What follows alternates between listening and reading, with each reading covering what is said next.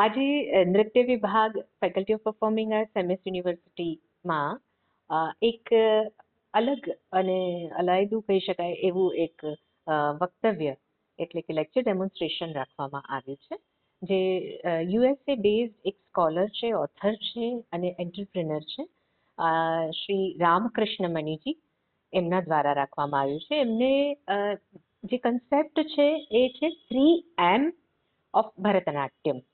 એની અંદર એનો meaning, movement અને માઇન્ડ કઈ રીતે કામ કરે છે એના પર એમણે બહુ જ સુંદર પ્રસ્તુતિ કરી છે, જેમાં પ્રેક્ટિકલ એરિયા જે પ્રાયોગિક પક્ષ છે એને રાખવા માટે ગિરિજા નાયરજીના ડિસાઇપલ્સ એમની સાથે આવ્યા છે. અને આ સિવાય એમણે નયનાજી જે આવ્યા છે તેમણે એક